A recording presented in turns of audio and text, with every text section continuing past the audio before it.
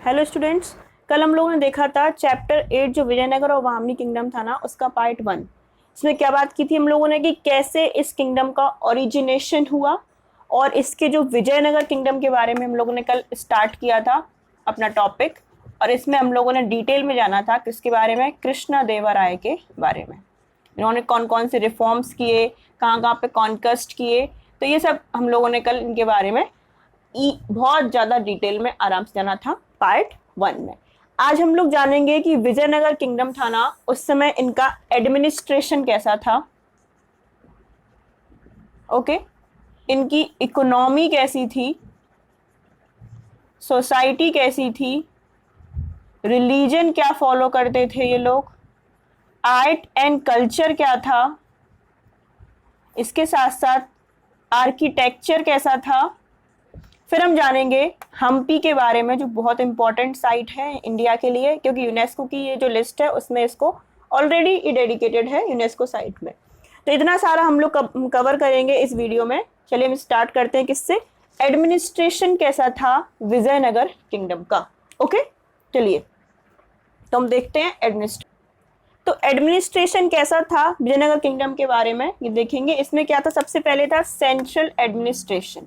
दो पार्ट्स में डिवाइड किया गया था इनके एडमिनिस्ट्रेशन को, एक था सेंट्रल एडमिनिस्ट्रेशन और एक था प्रोविंशियल एडमिनिस्ट्रेशन। जो प्रोविंस में एडमिनिस्ट्रेशन था वो कहलाएगा वो प्रोविंशियल एडमिनिस्ट्रेशन, और जो सेंटर पे था वो कहलाता था सेंट्रल एडमिनिस्ट्रेशन। अब इसमें क्या होता था, इसमें जो हेड होता था सेंट्रल एडमिनिस्ट्रेशन का वो कौन थे, किंग। तो king was the head of central administration, ये सुप्रीम लीडर थे उस समय। जो भी हिस्ट्री में मतलब जितने भी रूलर्स हुए हैं, चाहे आप नॉर्थ इंडिया का एडमिनिस्ट्रेशन देखिए, मैंने आपको बताया था दिल्ली सुल्तानेट में, चाहे आप साउथ इंडिया का देखिए, उसमें जो सेंट्रल जो हेड होगा एडमिनिस्ट्रेशन का वो होगा किंग, यही होगा सुप्रीम लीडर। इसे क्या होगी, सुप्रीम लीडर होगा। इसको बहुत सारी इसके पास पावर्स होंगी, कई सारी लोगों को असिस्ट करेगा, और इसके पास एक काउंसिल ऑफ मिनिस्टर होता था, पूरी टीम होती थी काउंसिल ऑफ मिनिस्टर्स की, जो इनको क्या है, जो भी मतलब मान लीजिए बहुत सारे आपको रूल्स एंड रेगुलेशंस बनाने पड़ते हैं ना एक किंगडम को स्टेब्लिश करने में, चलाने में, तो उसमें वो हेल्प करता था कि आप कौन कौन सी पॉलिसीज को क्या है अपनाइए। इसके साथ साथ ऑफिसर्स भी होते थे, ऑफिशियल्स भी होते थे। तो ये सेंट्रल एडमिनिस्ट्रेशन में क्या है, इनकी राजा की हेल्प करते थे कौन कौन, काउंसिल ऑफ मिनिस्टर्स और ऑफिशियल्स। ठीक, किंग को क्या है, ऐसा भगवान का जो रिप्रेजेंटेटिव माना जाता था, जिससे कि इसकी वैल्यू और बढ़ जाए। तो एज अ रिप्रेजेंटेटिव ऑफ किसको, गॉड का रिप्रेजेंटेटिव किसको मानते थे, किंग को माना जाता था। इसका मतलब वहां पे क्या है, एक इन्होंने पॉलिसी अपनाई थी या फिर एक कॉन्सेप्ट दिया था, डिवाइन राइट ऑफ किंगशिप। मतलब वो भगवान का अवतार है, भगवान का प्रतिनिधि है, इस वजह से वो डिवाइन है, और उसके जो रूल्स बताएगा, जो भी वो रेगुलेशंस अपनाएगा, उसको क्या है लोगों को फॉलो करना पड़ेगा। और लोग करते भी थे, क्योंकि डरते हैं ना, भगवान का प्रतिनिधि है, मतलब इनकी बात को हम कैसे टाल सकते हैं। इसीलिए राजा अपने आप को भगवान का प्रतिनिधि क्या है घोषित करते थे। आपने देखा होगा, मैंने बताया था आपको मामलुक डायनेस्टी में बलवन के बारे में भी, बलवन ने भी कुछ ऐसी ही नीतियां अपनाई थी, खुद को क्या है बहुत ज्यादा वैल्यू देने के लिए। एक मतलब जो उसका जो कॉन्सेप्ट था ना, सुल्तान की गरिमा को बढ़ाने के लिए, ये सब वो काम सुल्तान या फिर राजा लोग करते थे। तो यहाँ भी वो दिखता है आपको, डिवाइन राइट ऑफ किंगशिप वाला कंसेप्ट। ठीक है, अब हम देखते हैं कि प्रोविंशियल एडमिनिस्ट्रेशन कैसा था, मतलब प्रोविंस में क्या क्या कॉन्सेप्ट थे, कौन कौन सी चीजें थी विजयनगर किंगडम के अंदर। तो इसमें क्या था, जो प्रोविंस थे मतलब जो और एरिया थे, सबसे ऊपर होता था जो सेंट्रल एडमिनिस्ट्रेशन है, जहाँ पे कौन होते थे, किंग होते थे। उसके नीचे के जो एरिया है उसे हम लोगों ने क्या बोला है, प्रोविंस। तो इनको इस किंगडम में क्या है, विजयनगर किंगडम में, इनमें क्या है 6 प्रोविंस में क्या है डिवाइड कर दिया गया था इन्होंने, बाकी जो अपना एरिया था किसको, जो भी इनका किंगडम का एरिया था। ठीक है, इनको इन्होंने बोला था जो प्रोविंस को अपनी जो मतलब, क्योंकि वहां पे तेलुगु लैंग्वेज थी। कल मैंने बताया था आपको कि जो कृष्णदेवराय है उसका जो टाइम है वो क्लासिकल एज है तेलुगु लिटरेचर का, मैं कल बता चुकी थी आपको पार्ट 1 में। तो वहां पे जो तेलुगु लैंग्वेज में प्रोविंस को बोलते थे ये लोग मंडलम, क्या बोलते थे, मंडलम, या फिर मंडलम या फिर राज्य। प्रोविंस को दो नाम से ये लोग जानते थे। ठीक, इस पे किसका कंट्रोल होता था? इस पे कंट्रोल होता था एक गवर्नर का, जो देखता था। जिस तरीके से राजा ऊपर कंट्रोल करते थे ना, ऐसे ही प्रोविंस में कौन कंट्रोल करते थे? गवर्नर कंट्रोल करते थे, जो पूरी तरीके से रिस्पॉन्सिबल थे एंटायर एडमिनिस्ट्रेशन के लिए। जैसे कि करंट में जो अपनी जो स्टेट गवर्नमेंट है, जैसे कि मध्य प्रदेश है, उत्तर प्रदेश है, तो इसको कौन कंट्रोल करते हैं? चीफ मिनिस्टर और गवर्नर। और जो सेंट्रल एडमिनिस्ट्रेशन है अपने देश का प्रेजेंट कंडीशन में, उसको कौन कंट्रोल करता है? प्राइम मिनिस्टर और काउंसिल ऑफ मिनिस्टर्स के साथ। ऐसे ही वहां पे था जो प्रोविंस थे, उसको कौन कंट्रोल करता था? गवर्नर, जिसकी कंप्लीट रिस्पॉन्सिबिलिटी होती थी कि आप कंप्लीट जो एडमिनिस्ट्रेशन है प्रोविंस का उसको देखेंगे। ठीक, इसके बाद जो प्रोविंस था ना, उसको फर्दर डिवाइड किया गया था स्मॉलर पार्ट्स में। जैसे कि अपने यहाँ भी होता है ना, राज्य के अंदर कई सारे जिले होते हैं, तो प्रोविंस को भी कई सारे अलग अलग स्मॉल पार्ट्स में डिवाइड किया गया था, जिन्हें अपन लोग बोलते हैं अपनी लैंग्वेज में डिस्ट्रिक्ट। क्या बोलते हैं? डिस्ट्रिक्ट। लेकिन यहाँ पे बोला गया था नाडु। क्या बोला गया था? ये नाम याद रखने पड़ेंगे आपको, मंडलम, नाडु। ठीक है, राज्य दोनों एक ही नाम है। ओके, इसके साथ साथ जो डिस्ट्रिक्ट है, अभी देखते हैं ना हम लोग, कई सारे जो जिले हैं, जिले को भी स्मॉल स्मॉल गांव में डिवाइड कर दिया जाता है ना, विलेज में। तो यहाँ भी डिस्ट्रिक्ट को स्मॉल स्मॉल पार्ट में डिवाइड कर दिया गया था। उन्हें आप बोलते हैं, हम लोग बोलेंगे विलेज, और यहाँ बोला गया था ग्रामा। ठीक है, तो इस तरीके से क्या है एडमिनिस्ट्रेशन था इनका प्रोविंस में और सेंट्रल एडमिनिस्ट्रेशन में। जो विलेज थे ना, जो सबसे जो स्मॉलेस्ट यूनिट थी एडमिनिस्ट्रेशन की, वो कौन सी थी? विलेज या फिर ग्रामा। इसके जो ऑफिसर्स होते थे या फिर जो अपॉइंटमेंट होता था ना, वो होता था हेरिडिटरी। हेरिडिटरी मतलब जैसे कि मान लीजिए कोई एक ए पर्सन है, इसका मतलब कोई भी हेड है ग्रामा का, तो इसका जो सन होगा वो इसके बाद हेड बनेगा, फिर सन का जो सन होगा वो हेड बनेगा। ये वाली प्रोसेस कहलाती है हेरिडिटरी प्रोसेस। तो ये वाले इस तरीके से हेरिडिटरी ट्रीटमेंट दिया जाता था, किसमें? स्मॉलेस्ट यूनिट थी जो किसकी? ग्रामा की। तो हमने भी क्या देखा? एडमिनिस्ट्रेशन कैसा था? दो टाइप का एडमिनिस्ट्रेशन था। कौन कौन सा एडमिनिस्ट्रेशन था? एक था सेंट्रल एडमिनिस्ट्रेशन और दूसरा था प्रोविंशियल एडमिनिस्ट्रेशन। सेंट्रल एडमिनिस्ट्रेशन के कौन हेड थे? किंग थे। प्रोविंशियल एडमिनिस्ट्रेशन को बोला गया था, कई सारे पार्ट्स में डिवाइड किया गया था, जिन्हें क्या कहा गया था? मंडलम। क्या बोला गया था? मंडलम। मंडलम को भी डिवाइड किया गया था नाडु मतलब डिस्ट्रिक्ट में, और नाडु को भी कई सारे ग्रामा या फिर विलेज में डिवाइड किया गया था। इसके जो ऑफिसर्स थे या फिर जो ऑफिशियल्स अपॉइंट थे या फिर जो गवर्न जो किए जाते थे, वो हेरिडिटरी ऑफिशियल्स थे। बाकी इसके सबसे ऊपर क्या था? सेंट्रल एडमिनिस्ट्रेशन था, जिसका हेड कौन था? किंग था। तो ये एडमिनिस्ट्रेशन था अपना विजयनगर किंगडम का। आ गया समझ में? अब हम देखेंगे विजयनगर किंगडम की जो इकोनॉमी थी वो कैसी थी। ओके, तो विजयनगर किंगडम की इकोनॉमी कैसी थी वो देखेंगे हम लोग। देखिए, मैंने आपको बताया था जब पार्ट 1 में कि जब नॉर्थ इंडिया में बिल्कुल पॉलिटिकल इनस्टेबिलिटी वाली कंडीशन थी, ये वाला एरिया था जो अपने साउथ इंडिया में जहाँ पर एक दो किंगडम बने थे, विजयनगर और भामनी किंगडम, यहाँ पर बहुत ज़्यादा पीस और स्टेबिलिटी वाला एरिया था। बताया था ना मैंने पार्ट 1 में। नहीं देखा है तो वहाँ जाकर आप देख सकते हैं डिटेल में। तो अब हम बात करते हैं इनकी इकोनॉमी कैसी थी। जब पीस है आपके, देखो अगर पीस है आपके एरिया में, स्टेबिलिटी है और साथ में कोई कैपेबल रूलर है, तो ऑब्वियस है डेवलपमेंट तो होगा ही, होगा ना। तो इस तरीके से इनकी सिचुएशन थी कि यहाँ पर क्या है, जो इकोनॉमी थी वो काफी रिच इकोनॉमी थी और बहुत ही प्रॉस्परस किंगडम था। तो इनकी अगर आपसे पूछे कि इकोनॉमी किस तरीके की थी, तो कैसी थी? Rich and prosperous kingdom. Okay, in fact आप कह सकते हो कि जो 15th और 16th सेंचुरी थी ना उस समय की, उसमें सबसे वेल्दीएस्ट किंगडम था ये। क्या था? तो ये क्या था ना, सबसे वेल्दीएस्ट किंगडम था अगर आप बात करें 15th एंड 16th सेंचुरी में पूरे इंडिया में। तो आप समझ सकते हैं कि मतलब इकोनॉमी कितनी अच्छी होगी उस टाइम पे विजयनगर किंगडम की। साथ में उस समय मैंने आपको बताया था पार्ट 1 में कि इन्होंने किसको बहुत ज़्यादा डेवलपमेंट दिया था, किसमें बहुत ज़्यादा बढ़ावा दिया था, तो वो था एग्रीकल्चर। बताया था ना कि एग्रीकल्चर के लिए क्या इन्होंने बहुत ज़्यादा काम किए थे कृष्णदेवराय ने, जिससे कि क्या है इनको स्ट्रॉन्ग और बहुत बड़े अमाउंट में रेवेन्यू मिला था और इनका क्या है इकोनॉमी अपने आप ही स्ट्रॉन्ग हो गई थी। ठीक है, इसके साथ साथ इन्होंने क्या है एग्रीकल्चर के लिए कई सारे बड़े एरिया में फॉरेस्ट को क्या है क्लियर करवा दिया गया था, जिससे कि लार्ज अमाउंट ऑफ एरिया में एग्रीकल्चर एक्टिविटीज को किया जा सके और हमें रेवेन्यू मोर एंड मोर क्या है प्रोवाइड किया जा सके। मैंने बताया भी था आपको पार्ट 1 में कि एग्रीकल्चर के डेवलपमेंट के लिए इन्होंने क्या है कैनाल्स, ठीक है, डैम, इन सब का क्या है कंस्ट्रक्शन करवाया था, टैंक्स, जिससे कि एग्रीकल्चर में कोई प्रॉब्लम नहीं आए और इसमें क्या है आराम से इनको रेवेन्यू जनरेट होता रहे। इसके साथ साथ इन्होंने और कौन से काम किए थे अपने एग्रीकल्चर, अपनी इकोनॉमी को बढ़ावा देने के लिए, तो मैंने बताया था आपको पार्ट 1 में ट्रेड एंड कॉमर्स।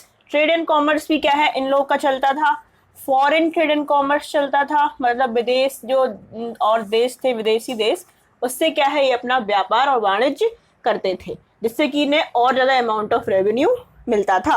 अब ये किस किस का ट्रेड करते थे मेनली, क्योंकि साउथ इंडिया जो अपना दक्षिण भारत है ना, वहां पर जो मेनली होते हैं वो होते हैं मसाले, तो स्पाइसेस का ये लोग ट्रेड करते थे। जब मैं आपको मॉडर्न हिस्ट्री पढ़ाऊंगी तो उसमें जो पोर्चुगीज आई थी, पहली जो कंपनी आई थी यूरोपियन कंपनी, तो उसने मसाले के ही व्यापार के लिए वो आई थी और उसने बहुत ज़्यादा अमाउंट में मसाले से क्या है अपने व्यापार में मुनाफा भी कमाया था। तो साउथ इंडिया में सबसे ज़्यादा किसका ट्रेड एंड कॉमर्स होता था, स्पाइसेस का। इसके साथ साथ cotton, coconut, okay, cotton, clothes, coconut क्योंकि कहाँ पर है, बैंक्स ऑफ ओशियंस के आसपास है साउथ इंडिया, तो यहाँ पे नारियल की खेती बहुत ज्यादा अमाउंट में होती है, तो इसका भी काफी अमाउंट में क्या है एक्सपोर्ट किया जाता था इन लोगों के द्वारा।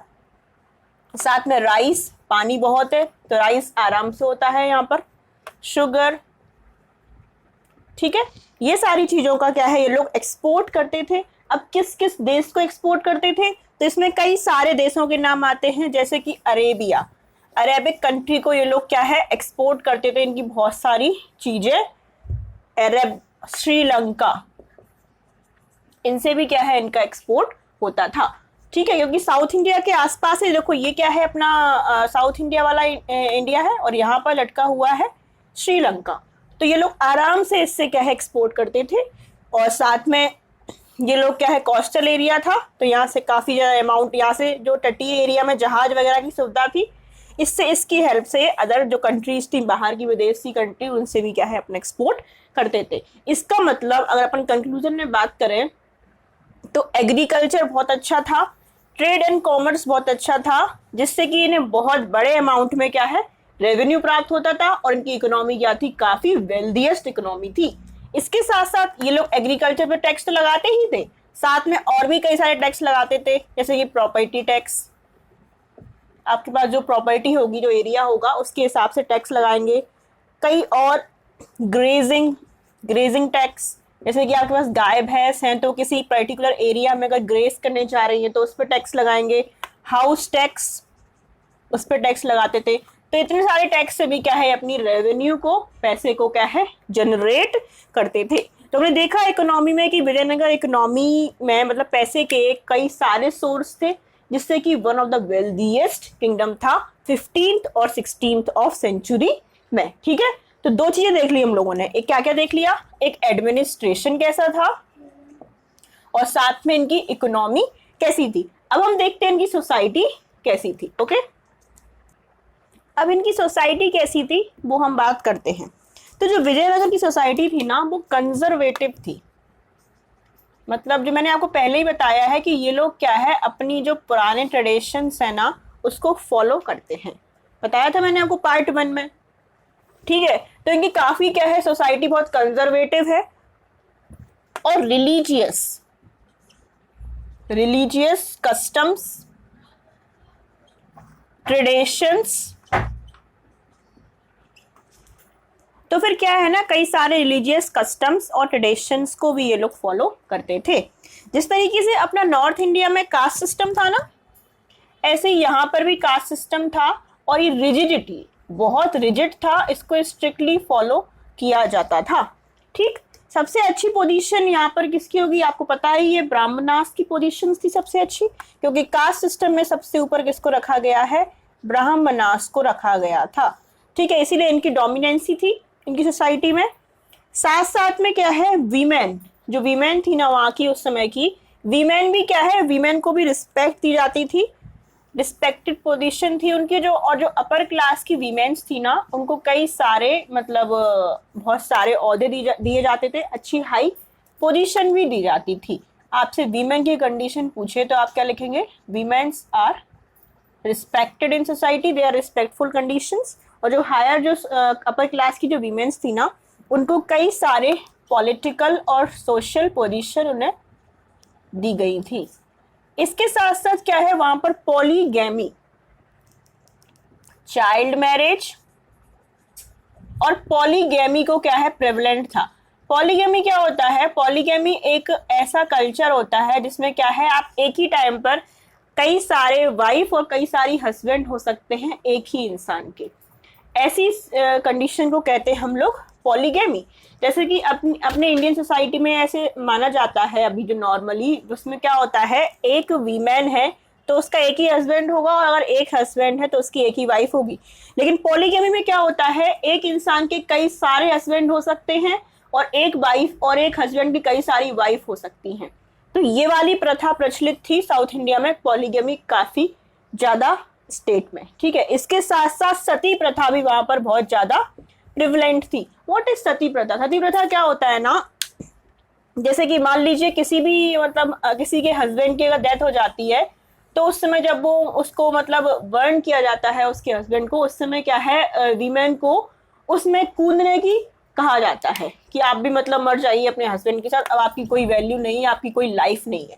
ऐसे सिस्टम को बोलते हैं हम लोग सती सिस्टम। तो ये भी काफी प्रिवलेंट था, इसे अब बिल्कुल रोक दिया गया है, बिल्कुल कानूनी तरीके से ये इलीगल है प्रेजेंट में। तो इस तरीके से क्या है, टॉर्चर टाइप भी किया जाता था सती सिस्टम में, बहुत प्रिवलेंट थी वहां पर। ठीक है, तो ये कुछ बुराइयां भी थी सोसाइटी में, लेकिन ओवरऑल सोसाइटी में बता दिया आपको कि कंजर्वेटिव थी। तो कंजर्वेटिव में जो रिलीजियस जो लोग हैं ना, वो अपना डोमिनेंसी के लिए ऐसे रूल्स बनाते थे, इसलिए ये कुछ जो प्रथा वगैरह थी, कुछ चीजें थी वहां पे प्रेवलेंट थी। ओके, तो हम लोगों ने 3 चीजें कंप्लीट कर ली। पहला था एडमिनिस्ट्रेशन, फिर बात की थी इकोनॉमी की, उसके बाद हम लोगों ने क्या बात किया था कि इनकी सोसाइटी किस तरीके से थी। अब हम बात करेंगे रिलीजन कैसा था। वैसे आप समझ ही गए होंगे, सोसाइटी में बता दी मैंने रिलीजन कैसा था आपका, ब्रह्मनास की डोमिनेंसी थी, इट मींस हिंदू रिलीजन का क्या डोमिनेशन था। फिर भी देख लेते हैं रिलीजन कैसा था। सबसे बताई दी मैंने आपको, रिलीजन और जो रिलीजियस क्लासेस थी वो क्या है, इंपॉर्टेंट रोल प्ले करते थे, और उनका हर जो एस्पेक्ट में क्या है रोल था। फिर चाहे वो पॉलिटिकल रोल हो, चाहे वो सोशली रोल हो, या फिर इकोनॉमिकली, हर एस्पेक्ट में रिलीजियस लोगों की क्या है, डोमिनेंसी होती थी। एक इम्पॉर्टेंट जो आप मतलब एक स्पेशल आप कैरेक्टरिस्टिक अगर देखें किसके बारे में, विजयनगर किंगडम के रिलीजन के बारे में, तो वहां पर एक डिस्टिंक्ट फीचर था, और वो डिस्टिंक्ट फीचर था कि स्ट्रिक्ट एडहेरेंस टू धर्म। क्या था? स्ट्रिक्ट एडहेरेंस टू धर्म। ये क्या है, उनके रिलीजन का सबसे इंपॉर्टेंट, डिस्टिंक्ट और सबसे यूनिक फीचर था। किसका? विजयनगर किंगडम का। ठीक है, इसीलिए जो भी मतलब रूलर्स वगैरह भी आए थे विजयनगर किंगडम पर, उनको उनके ऊपर भी क्या है, जो रिलीजन्स हैं उसके उनके ऊपर डोमिनेंसी थी रिलीजियस लोगों की। और कई सारे मुस्लिम्स कमांडर्स भी थे, तो मुस्लिम्स को भी क्या है यहाँ पर मतलब मुस्लिम रूल्स को भी क्या है प्रोमिनेंसी दी गई थी। दो रिलीजन दिखते हैं यहाँ पे, हिंदू रिलीजन जिसमें क्या है धर्म का स्ट्रिक्टली फॉलो किया जाता था, और साथ में कुछ मुस्लिम कमांडर्स और मुस्लिम लोगों की भी चर्चा की जाती है। किसके टाइम पर? कृष्ण देव राय के टाइम पर, क्योंकि सबसे इंपॉर्टेंट रूलर यही रहे थे विजयनगर किंगडम के। अब हम जानते हैं कि इनका आर्ट एंड कल्चर कैसा था। ओके, तो आर्ट एंड कल्चर में क्या था ना, आर्ट एंड कल्चर में मेनली उस समय क्या थी, पेंटिंग।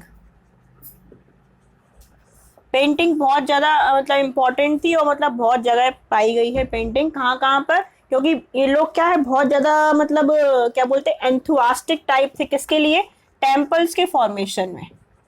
बताया था मैंने आपको, विरूपाक्ष टेम्पल और ये सारे टेम्पल बनवाए हैं इन्होंने पार्ट 1 में।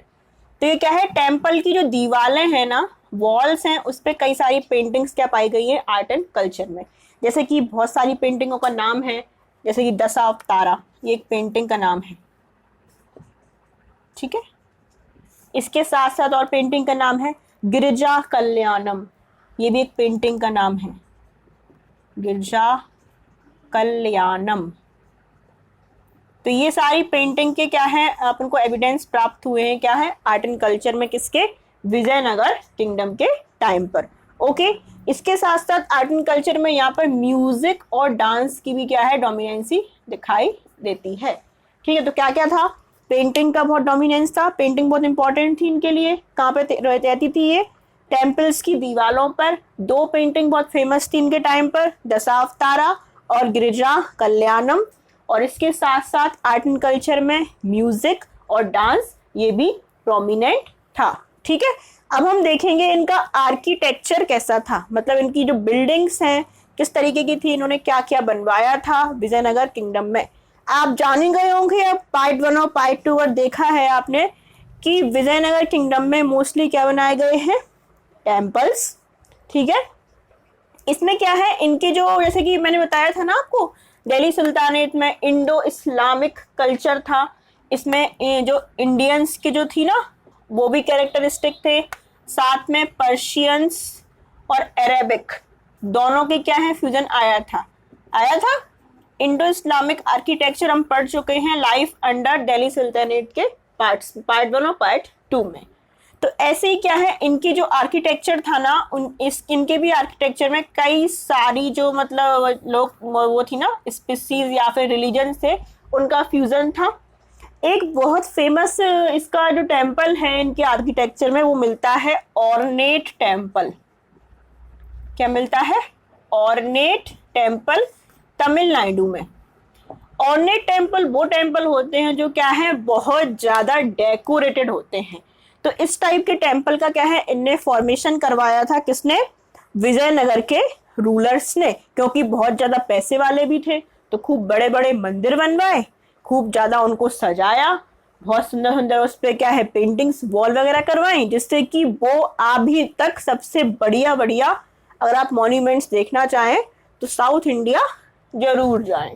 ठीक है, अब हम देखते हैं हम्पी के बारे में कि हम्पी क्या था और हम्पी के क्यों इतना फेमस है और इसको यूनेस्को की सूची में जगह दी गई है, ऐसी इसके अंदर क्या स्पेशलिटी है। ओके, देखिए मैंने आपको बताया था हाँ कि पार्ट 1 में कि बैटल ऑफ तालिकोटा हुआ था विजयनगर किंगडम के बीच में, और उससे क्या है, विजयनगर जो किंगडम है वो कंप्लीटली कोलैप्स हो गया था, खत्म हो गया था।